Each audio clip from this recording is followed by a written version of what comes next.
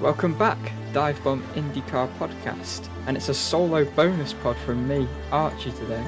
I come to you immediately after Indy 500 Media Day, rounding up all the key stories row by row. We have tales of cow milking, turtle racing, golf, and of course plenty looking forward to the Indy 500 itself too.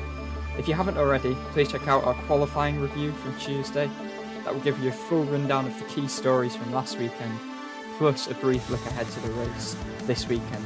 Hopefully on Sunday, providing, well, all of the weather forecast from rain, winds to possibly even tornadoes. So we're hoping that stays away.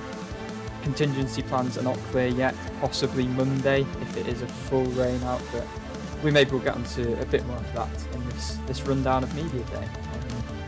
But we'll start from the front, working backwards.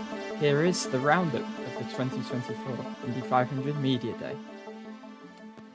So the day actually started with the back row moving forwards, aside from Ryan Hunter-Reay, Christian Lundgaard, Graham Rahal ending the day because they'd been part of Graham Rahal's annual charity golf tournament. So kudos to Graham as always for putting that event on. But where better to start than the Team Penske drivers?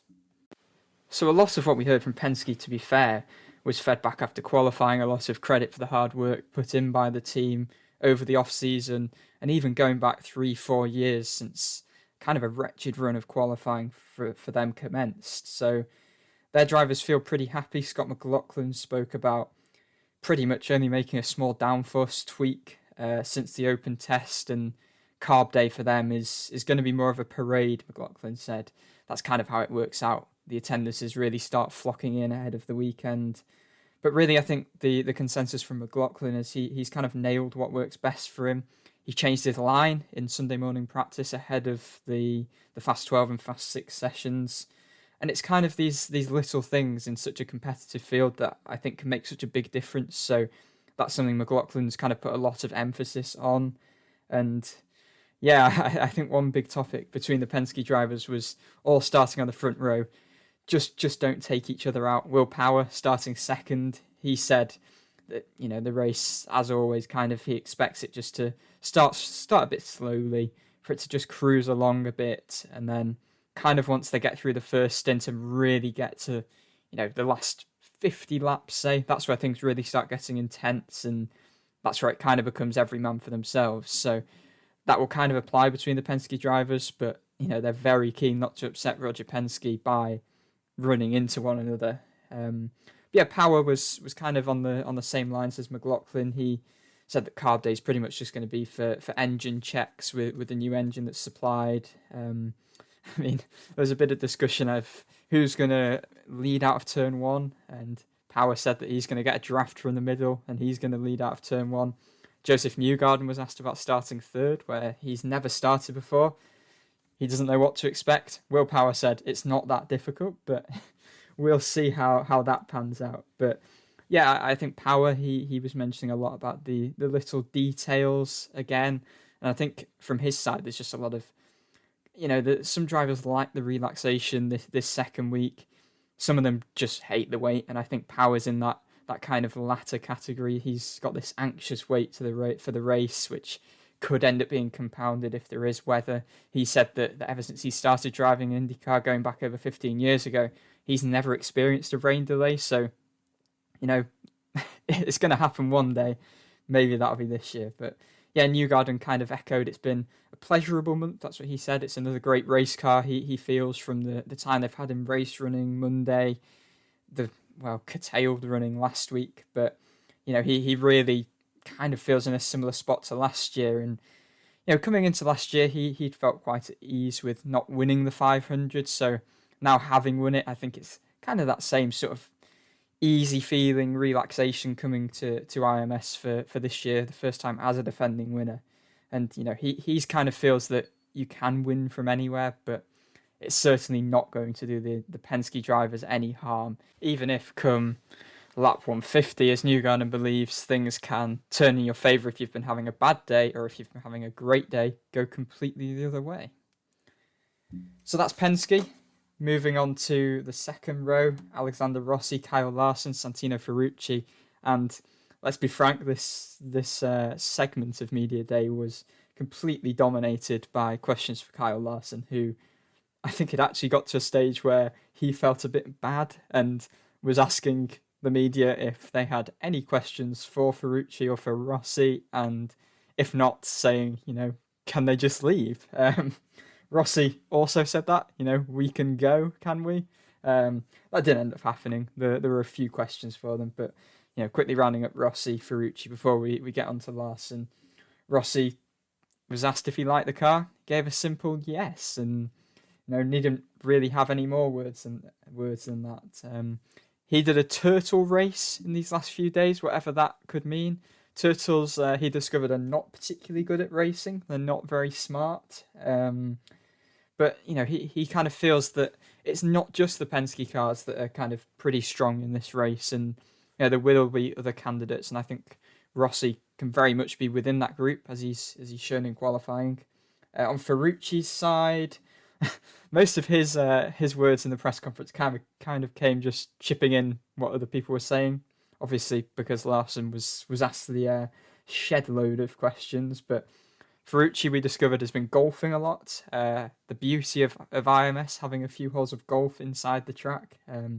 Got a bit sunburnt. He feels the Foyt cars are good in terms of the on-track stuff, and he was asked a little bit about the alliance with Team Penske, and he said that Foyt are being benefited on the road and street courses, but Penske are really being benefited on the ovals. I think he said that Foyt are using Penske shocks, however, the Penske drivers are using his setup, so this came just before the Penske drivers were in the media centre, and the Penske drivers very much denied the fact that they were using Ferrucci's setup. They were steadfast in saying that, no, we're using our setups from last year, or setups that we've discovered ourselves. So, yeah, that's quite an interesting note there. There's a bit of discord there within that relationship. In terms of Larson, I think the weather is a kind of a big worry, and I think his preference is, if it rains, just let it rain all day on Sunday. Yes, I know that's not fantastic for fans by any means, and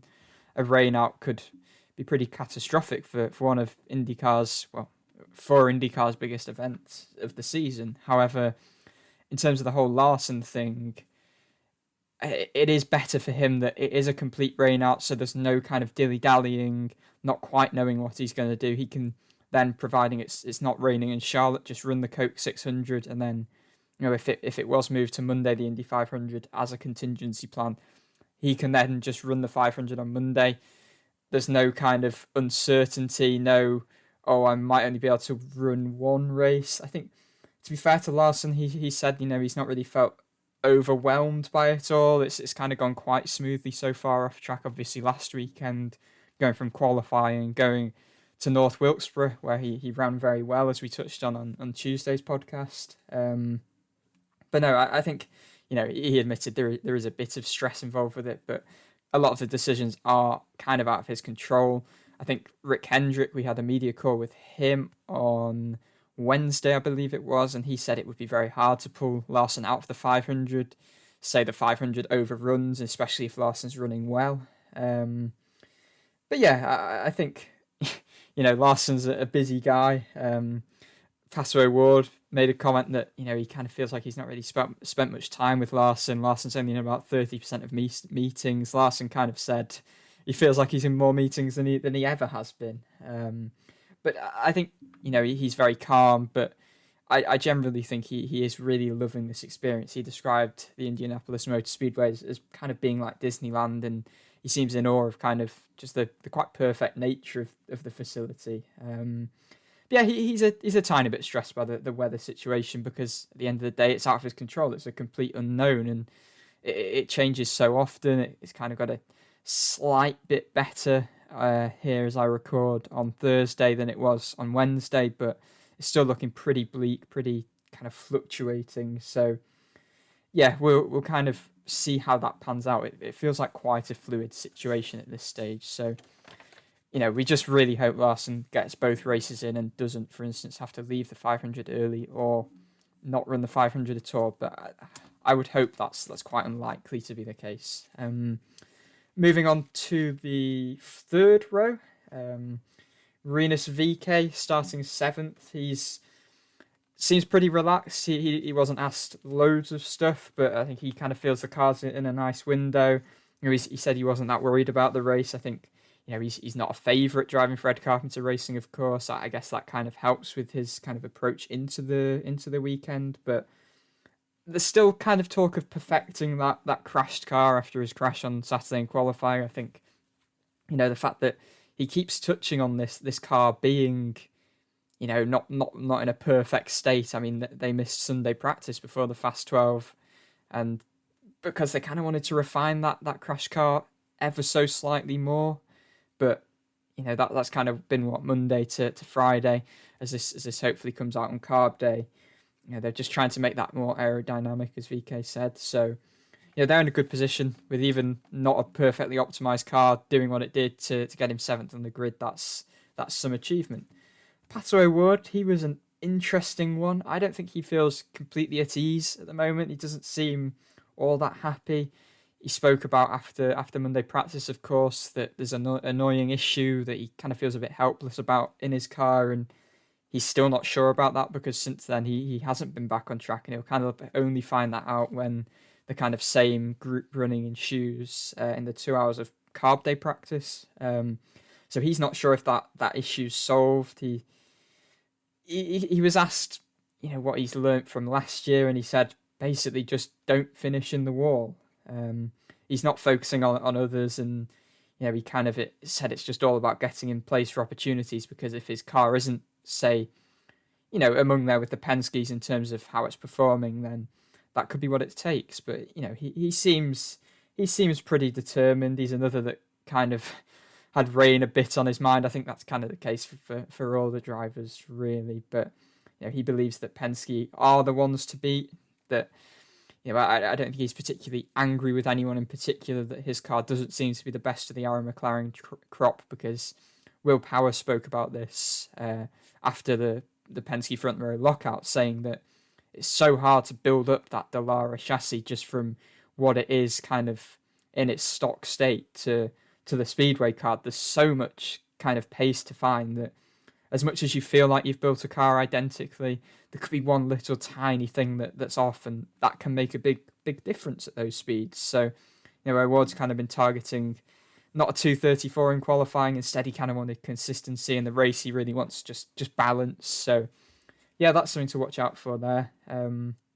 Alongside O'Ward is Felix Rosenqvist, obviously his former teammate at Arrow McLaren. Two really good friends. Rosenqvist with the Meyer Shank lot Sirius XM has been to New York City recent days. He's had his face on a Times Square billboard, and I think for Rosenqvist, as for a lot of drivers, it's just been a week of, okay, you've had these media commitments, Larson obviously kind of the most of anyone, but Rosenqvist's just been trying to kind of save energy a little bit, just trying to just keep his energy levels fairly high ahead of really peaking for the race on Sunday. And I think, again, the expectation is it could be a long Sunday if you're kind of waiting for windows of clear weather. But Rosenqvist on track, he feels he will be competitive, feels he'll be good.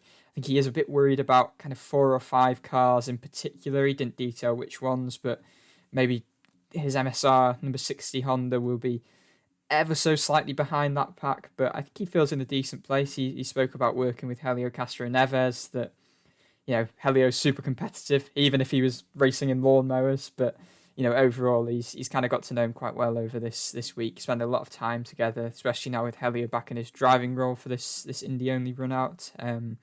He's fun and always a good time, Rosenqvist said. But he's very happy with the team still. He feels like they're very behind him, giving him what he wants, and that should hopefully, I think he thinks, stand him in good stead for the 500. So next up is row 4 with Takuma Sato in 10th place for Rahal Letterman Lanigan Racing. And he's not in a great spot with his race car. He feels like Carb Day, unlike some who kind of just see it as a ceremonial sort of session. He thinks it's pretty important, and there are quite a lot of changes still to be made on his number 75 Rahal Letterman Lanigan Honda.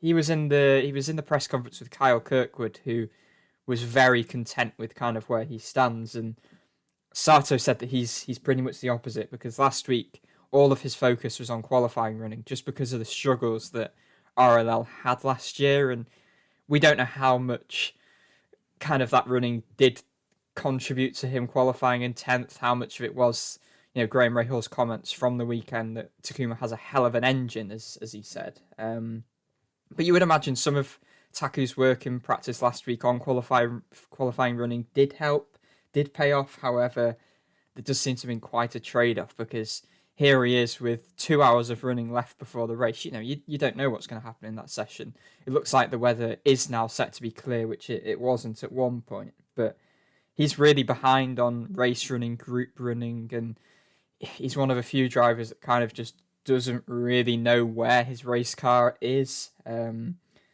So yeah, that's something interesting to note. But Kirkwood, as I mentioned, starting 11th, feels in a much, much better spot. He said that, he feels like he's got a really good shot if everything kind of goes smoothly, and his Andretti Global team have not had to thrash really at all.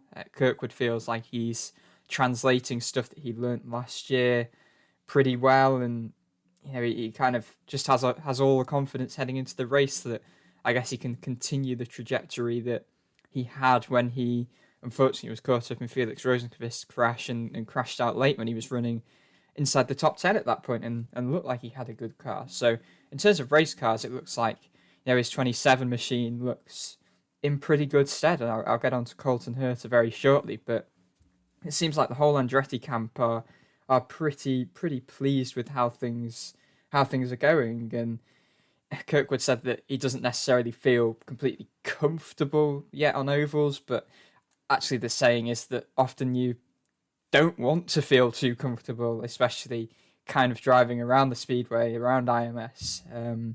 But I think Kirkwood just feels like he's learned much more, regarding strategy, even regarding the cadence of how things work across the month of May. And I think he feels into year 3 that there's even more to know. But he's had some decent mentors. He noted Helio Castro Neves has been a massive help, even if not directly, just this ever-growing relationship between them and Meyershank Racing with this technical alliance. He's able to look at all of Helio's data, which really helps around IMS. He said that Brian Herter on his timing stand has also been really helpful, along with other figures, including Michael Andretti, of course. So that's Kirkwood. He's in good stead. Then just flip to the end of the day where Ryan Hunter-Reay turned up. He just spoke really highly of his Dreyer and Ryan Bowles racing team, who obviously as an Indy-only entry spend the whole year gearing up to this one race and put meticulous preparation into this one race. And he said that,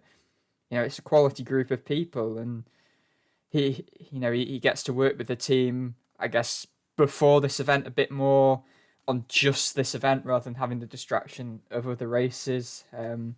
But he kind of confirmed as well that his IndyCar career now is just going to be Indy only, Indy 500 operations. Obviously he returned last year with Ed Carpenter Racing, but that wasn't really in his plans. He kind of was retired from road and street course racing until that opportunity arose to kind of just try and lead that team back to a better place. But he said that he's not been shopping around much. He did mention IMSA, and that he was with the Ganassi 01 program before Scott Dixon kind of is now in that place. So yeah, that's kind of all from Hunter-Reay. Super impressive qualifying weekend. He's obviously still happy with that. Couldn't really execute in the Fast 12, but he feels like, again, he's in a decent place for the race, as is Colton Herta, moving on to the 5th row, starting in lucky 13th. And he feels in a really good place. Obviously, this has been documented since Monday practice, when the broadcast was really raving about Herta and his prospects, and he just kind of reiterated all of that his car felt really good. And he noted and put a lot of emphasis on the fact that he's starting higher up than he did last year. And, the higher up, as much as drivers say, and, they're right in saying you can win from anywhere. Joseph Newgarden winning from 17th last year, that's kind of an example. But Herta certainly feels from 13th that he can win from there, because during that phase of the race before things get really high intensity, really aggressive. I think he kind of just feels he can be more relaxed. He can spend more time trying to get through the pack rather than necessarily pushing too much, taking more risks. And I think he feels it would just help to be further up, and ideally wants to be in the top 5 all race, follow the leaders. And I think the way things have looked, that could be possible. So starting next to him in the middle of row 5 is Alex Palou. He expects. I think Ganassi are struggling. I don't think. Well, we don't know what their race car is going to be. Obviously, qualifying was pretty stark compared to them taking pole the last 3 years.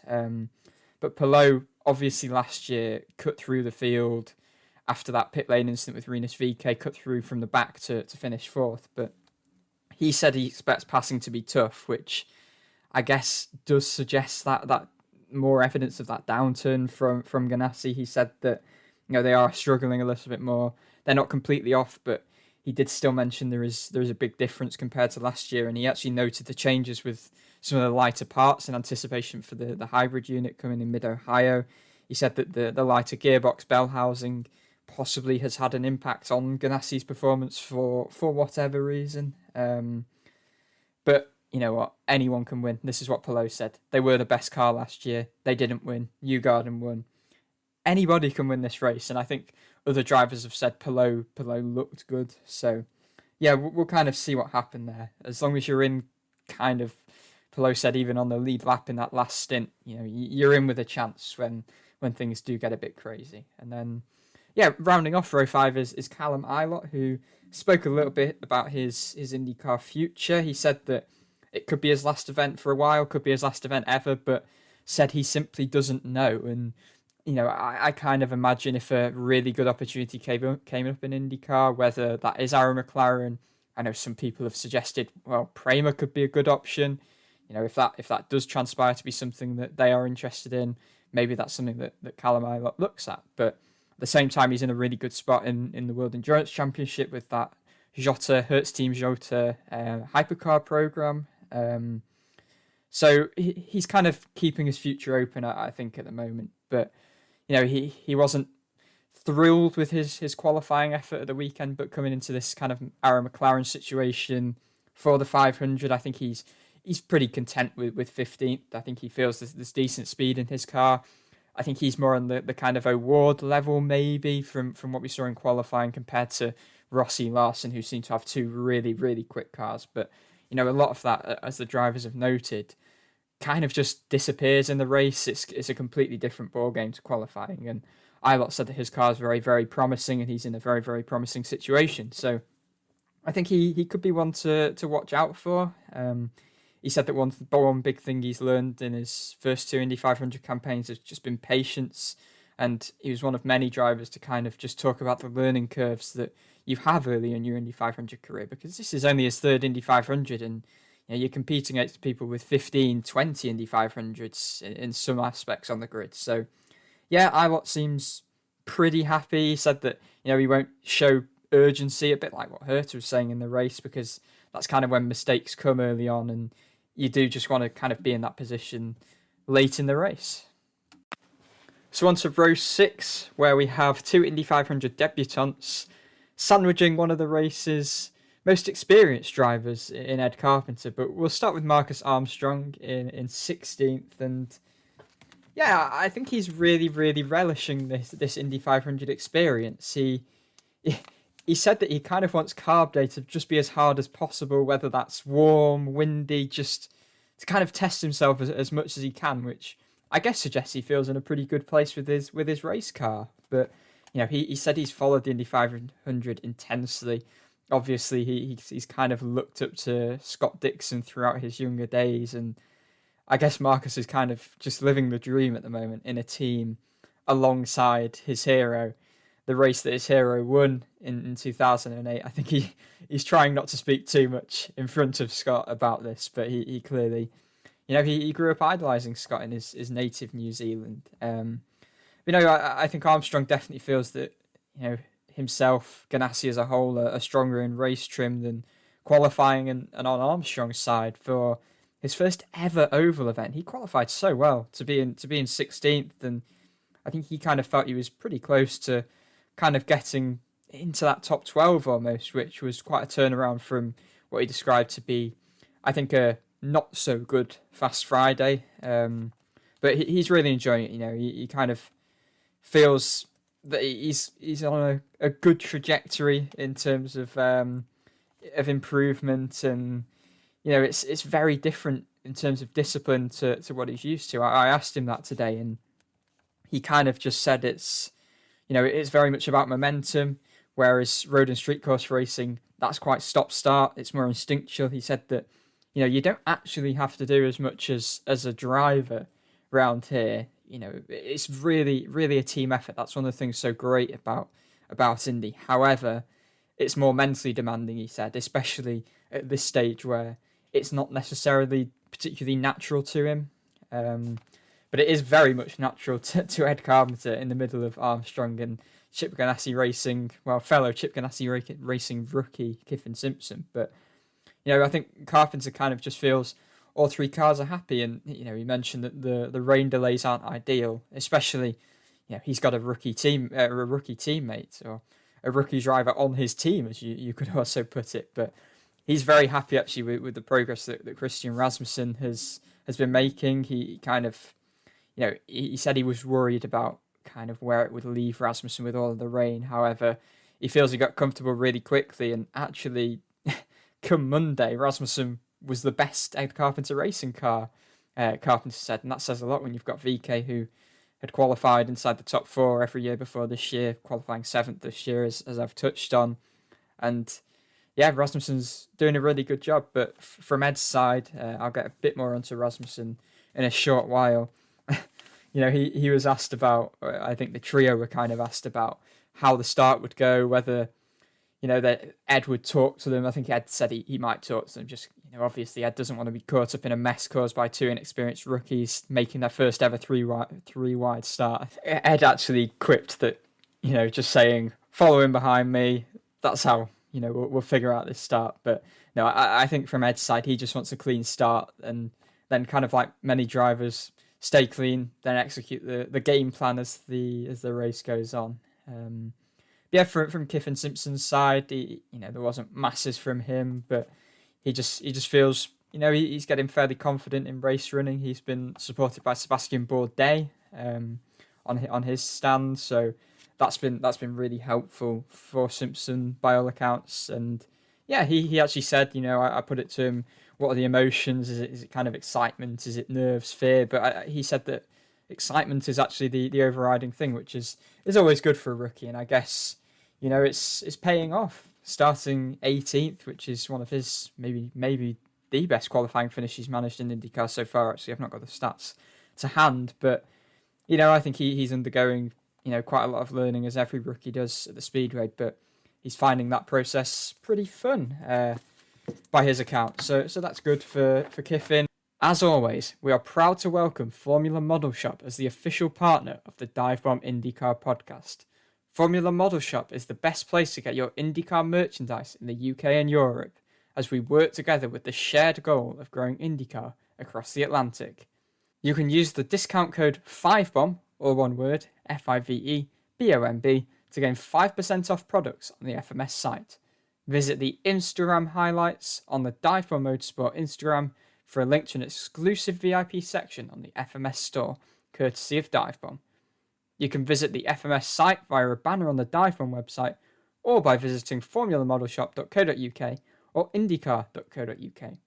In collaboration with Formula Model Shop, Dive Bomb is currently giving you the opportunity to win a Joseph Newgarden diecast. Check our pinned post on the Dive Bomb Motorsport Instagram for full terms and conditions. Entries close on May the 26th at 4 PM UK time. Yeah, the next row is not so, matching the experience of Carpenter, but by no means has the inexperience of Armstrong and Simpson. I think if I'm right in saying it's the second most experienced row in Indy 500 history is row 7. I think you'll probably get used to that being row 7. A lot of people are talking about row 7. Marco Andretti 19th, then four-time champion Helio Castro Neves 20th, followed by the 2008 winner Scott Dixon in 21st. That is some firepower on that row. And we'll start with Marco Andretti. We've not necessarily heard much from Marco this month, but he said that he is as happy as he's been in 5, even over 5 years, which is kind of saying a lot. I mean, he took pole, obviously, in 2020, so he's clearly feeling in a really good spot. If it wasn't for mistiming, getting back in the queue for qualifying, I think he kind of feels that he could have been even higher up. But he's feeling quite at home, I think he said. And, it doesn't take much time to get back into the groove. Experience really pays at the Speedway. So, yeah, Marco feels in a really, really, really good spot. And I think one thing he detailed about what he hadn't liked about the car in recent years, he said that there was something up with the mid-corner behaviour. But on Monday, running in traffic, there was apparently a massive step up on that. So, he was another to kind of just talk about the marathon and not the sprint. About 2/3 of the races where, you've really got to, you've got to be smart up until then. And of course, you've kind of got to be smart to go all the way. But that's when you start maybe taking more risks, getting a bit more aggressive.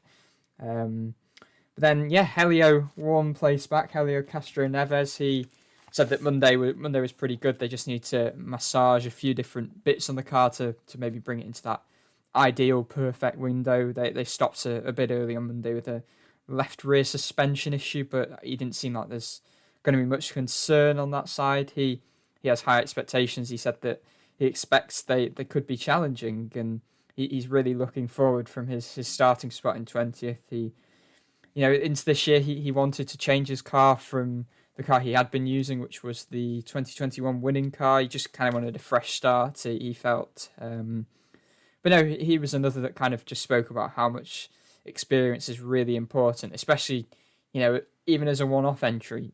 Experience is kind of everything at the Speedway, and the expectation is, we often see it, rookies can end up falling by the wayside a little bit, and it is experience that kind of pays more often than not.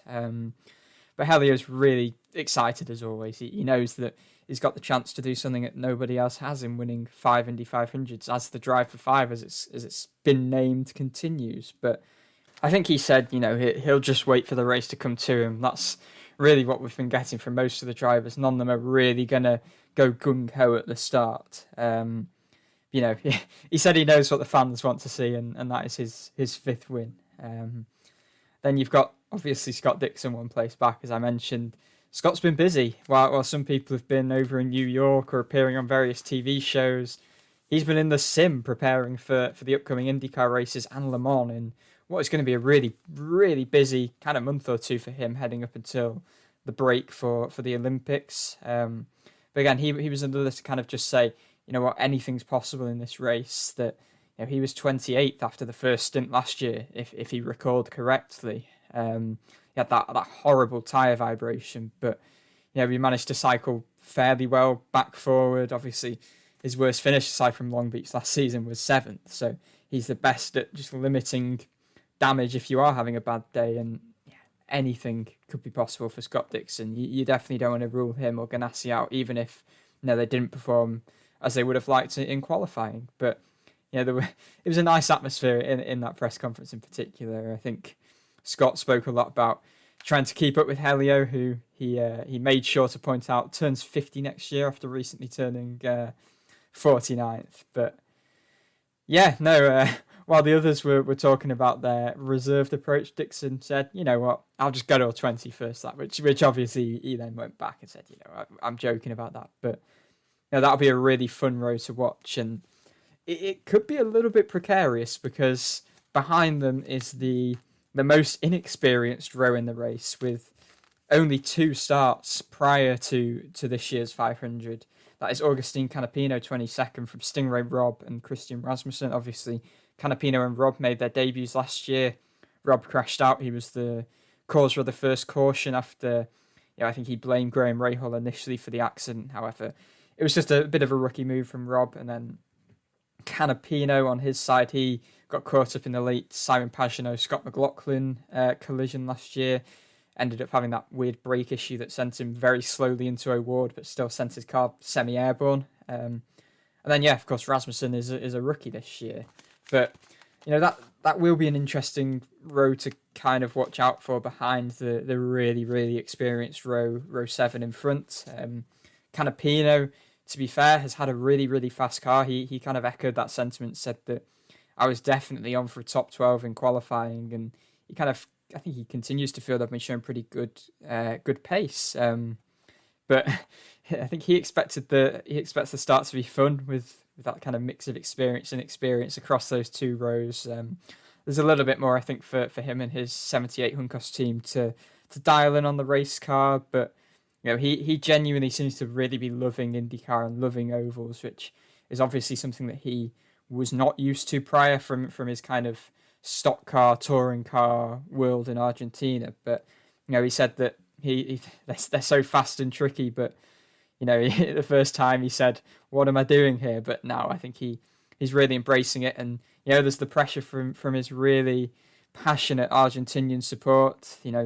They're all about winning, Canapino said, but he said it's a really big honor to represent them with not many Argentinian racers in IndyCar over the years. So he feels like he needs to improve his execution a little bit, but generally thinks he started the season quite well now, returning to tracks that he's obviously visited before last season for the most part. And I guess similar applies to Stingray Rob. He is now in a much better situation than he was last year. Dale Coyne Racing, he was obviously in last chance qualifying, did a good job to kind of avoid any peril there. But with Foyt this year, they've obviously got the Penske Alliance, but as we've kind of discovered, Foyt themselves, with Michael Cannon, such an esteemed engineer, have a really, really good package that kind of Ferrucci's made the most of. I think Rob didn't necessarily make the most of it, and he knows that, qualifying 23rd. I think he feels like he could be a bit higher up. He kind of rued the lack of track time that there's been in terms of how they now move forward with the race car. He just isn't really sure where they're stacking up there. They had some struggles last week, both on Rob and Ferrucci's side, in that sort of disjointed week of practice on Tuesday, Wednesday, Thursday that was intended for race running. But he does feel there is natural speed in that car that he maybe couldn't maximise so much in qualifying. But I think he's still really content just to be solidly in the field, and he feels more confident than he did last year. He's worked in practice to try and find the limits in practice rather than in the race, like he sadly discovered last year with his crash.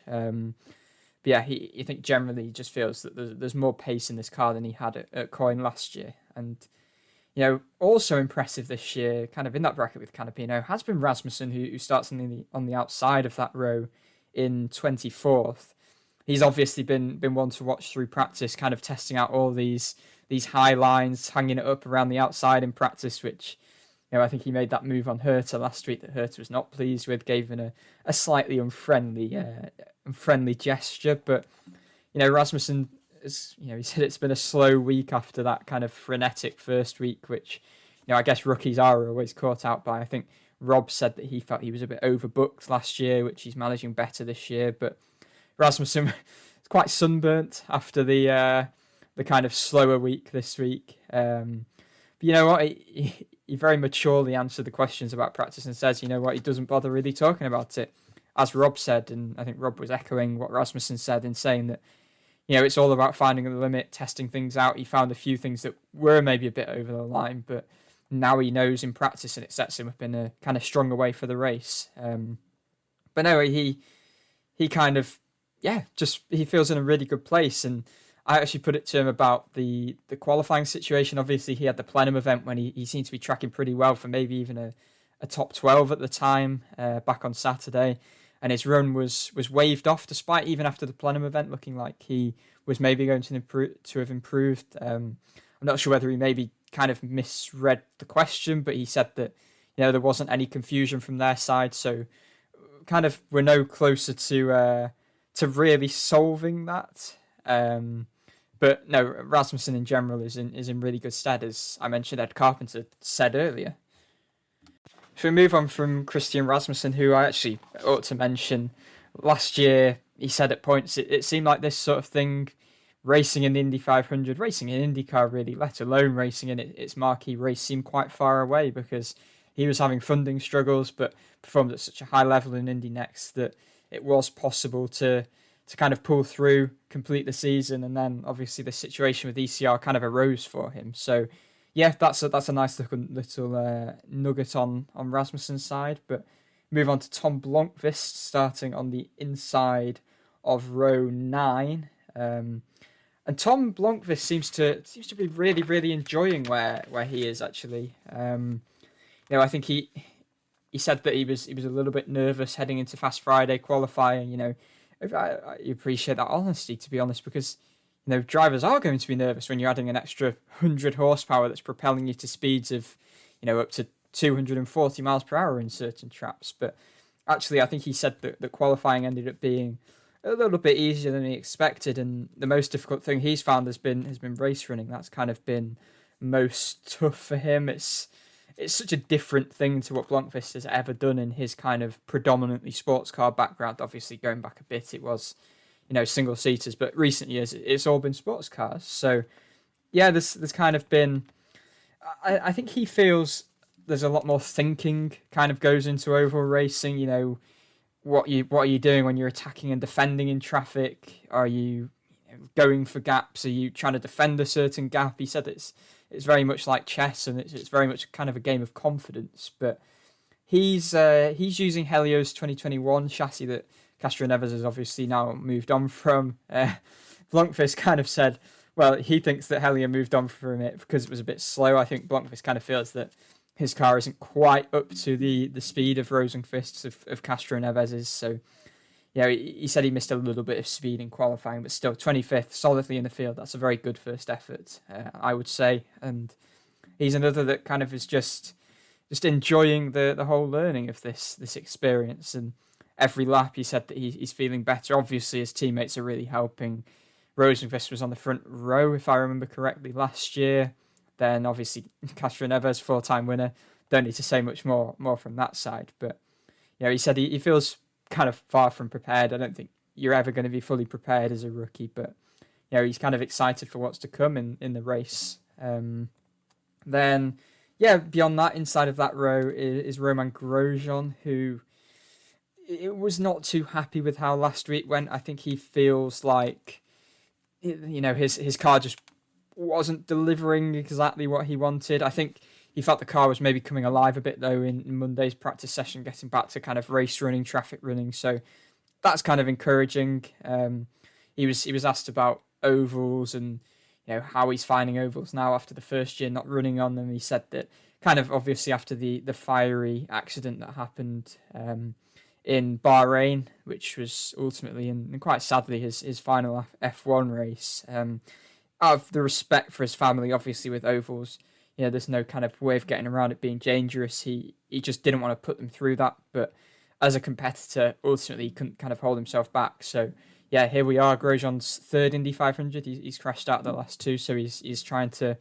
Well, he's hoping that will not be the case this year. I think some of the focus in Grosjean's press conference was on the kind of spat that he's had with Santino Ferrucci dating back to warm-up in Barber, I think it was, and then Ferrucci kind of handed it back to Grosjean on track, obviously on the Indy road course. And I think Grosjean's kind of clever enough to know that just don't take this sort of thing out on each other on and over. Grosjean, actually, to be fair to him, said that he won't do anything on the track. He doesn't, at the end of the day, care who he's racing. He'll race everyone the same on track, regardless of, I guess, what Ferrucci's handed to him by that early push off track at the IMS road course that everyone is kind of dwelling on. Really, Grosjean still feels like he did nothing wrong.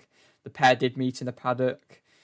Ferrucci supposedly asked Grosjean if Grosjean was good, and they were both good, and Romain said no, which was quite something to admit to us as today as I record. But I think Grosjean knows that, especially travelling at over 200 miles per hour in the Indy 500, there is no chance that you are going to make any stupid move on one of your competitors because of how dangerous that is. So, yeah, the spat goes on, but yeah, it's not going to be taken out on track, at least from what Grosjean says. And then, on the outside of row 9 is Linus Lundqvist, who said that he's kind of a little bit, I think, torn with how to feel at the moment. He's, at the end of the day, living the dream that he's been chasing for his life. This is his first Indy 500, and you've kind of got to embrace it. You've got to enjoy it, but at the same time, he said that his competitive streak is taking over, and he's ultimately not too happy with the level he's shown. He was the slowest of the Ganassi cars, obviously qualifying 27th. Again, he was safely in the field, but he's slightly annoyed that he's not starting a bit further up, I think he said, and it's not the most enjoyable when you're not super, super competitive. And, ultimately starting that deep in the field, I think a lot of the drivers that are in this sort of position, Lundqvist included, have said that you kind of have to set up your car very differently, because ultimately your race is going to pan out in a very different manner. He said that passing has been difficult as well in practice. I think certain cars seem to have found it easier to pass than others. He kind of echoed the whole, in terms of what he's learned, what Blomqvist was saying, it's all very much a game of chess that you've got to get used to in IndyCar on ovals. Obviously, Blomqvist has done some junior oval racing, but unlike Blomqvist, who this is his first ever oval event. But yeah, I think Blomqvist, he's relishing learning from, what he says is one of many privileges, learning from the likes of Dixon, Palou at the team. But he's not totally happy with how it's going, this opportunity that he's kind of been waiting for years for, as he said. So on to the final two rows. We first of all have Christian Lundgaard starting in 28th. And he kind of said that Monday was the worst conditions that they could have really had on track, but he still kind of holds out hope that his race car is better than the qualifying car that was delivered by Rahal Letterman Lanigan Racing. Obviously, aside from Sato, Lundgaard was the highest qualifier because they struggled, so quite simply put. But Lundgaard said that the 15 car of Graham Rahal found some interesting stuff in Monday's practice session, which has kind of allowed him to work quite well in traffic there, which is not only encouraging for Rahal, but for the entire team. Lundgaard also spoke about the impact of having Sato as a teammate, and I think he kind of quite honestly admitted that he wasn't really going to follow Taku's racing style, because he is a very, very bold racing driver. He, in Lundgaard's words, sends it and is a little bit wild, getting so up close to the wall. Whether he's loose or understeering, he'll kind of just keep his foot in it. So, yeah, Lundgaard's been enjoying having Sato as a teammate, even if he's not really going to take much from him learning-wise. In the middle of that penultimate row is Connor Daly.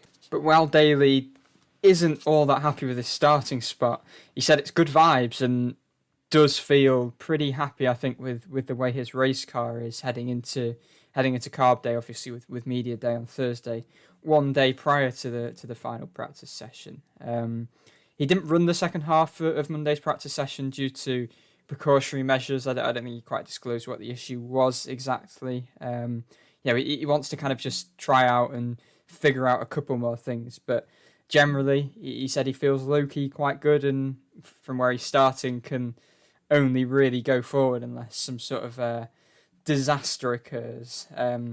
But in classic Connor fashion, unfortunately, obviously this is probably going to be his only IndyCar race of the season. He said that it's either go big or go home, but kind of for him it's go big and still go home, but he's going to leave it all on the table. And I think Daly could be a fun one to watch from the back of the pack. He kind of feels like being out of the car, even for the short amount of time, he really needs to kind of tune himself to running race stints. So Carb Day will be slightly important to him from that physical standpoint, if nothing else. But yeah, no, he feels confident, and Pietro Fittipaldi is next that I'm going to speak about, and the two of them had a slight run-in. I can't remember what day it was. It was either Thursday or possibly even Fast Friday.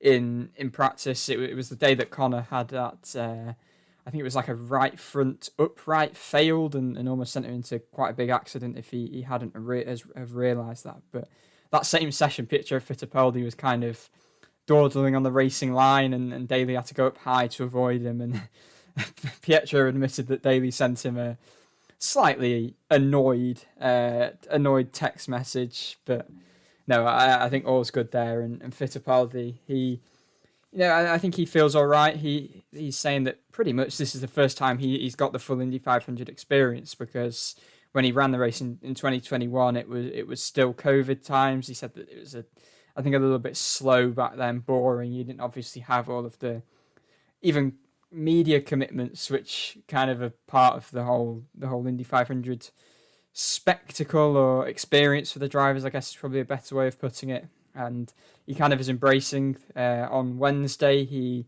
was at a local, I think he said elementary school for community day. But yeah, he again, I think a bit like Lundgaard, feels that he's able to follow in traffic, that the race car is going to be better from that RLL side than the qualifying car. He said that Rahal was the best in traffic from RLL, which kind of lines up with what Lundgaard was saying, that the 15 side had found something, and I guess Sato's side that he's still got a lot to find in terms of race running. But Fittipaldi, like Lundgaard, spoke about kind of learning from Takuma Sato. He's sitting, I think, opposite him in debriefs, and likes his kind of risk-taking balance with just a good feel of the race car. And then the last row, obviously, kind of interestingly, those that came through last chance qualifying, starting 31st, so the safest out of that bump day session was Catherine Legg, who was, to be fair, quite honest and said that while her car, or when her car was feeling balanced in Monday practice, she simply had no speed in that number 51 Dale Coyne racing machine, and that Friday is really very much needed for her. She's one of those that Carb Day isn't just a parade, it really is. They need to find something at Coyne on her side.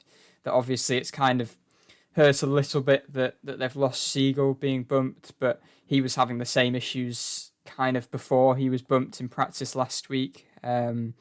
I think Legg was quite honest about the fact that missing time can hurt as a one-off entry, especially at Coyne, which is one of the lower resource teams in the field. But in terms of Monday practice, she felt that she was actually being dropped in the toe and that she had nothing to fight with, which I guess kind of draws parallels to the issues that RLL were having last year, where the car just wasn't getting quicker in the slipstream. So she said they might just have to go for it, go bold, and make some drastic change on Friday, and just hope it really works. But on the off-track side, from Legg's perspective, there's obviously a lot of attention with Elf Cosmetics, her primary partner, of course, who are now partnered with the Indianapolis Motor Speedway. They're going to be running some, I think, activations across this race weekend period. But Legg, again, kind of just echoed the fact that it's really quite big in helping women feel represented. And yeah, I think I second that in saying that it's really, really good and a big positive to come out of the 500 this year, and Legg's doing a really sterling job. And behind her is Marcus Ericsson, who I think feels he can do quite a sterling job in the race. He is very happy with his race car compared to the qualifying car, which after he crashed and tubbed his primary car on Thursday was just super slow and wasn't breaking out of the 230 mile per hour range. But obviously now with the boost taken away, running in traffic, that's not so much of a factor. And Ericsson said that on Monday, despite this being the backup car and the car that performed so poorly in qualifying, he felt like a top 10 car. He felt that teammate Herta was the best car on Monday, and that, yeah, his car could cycle to the front. They've had some time to work on it during the week. I think he said that was quite valuable.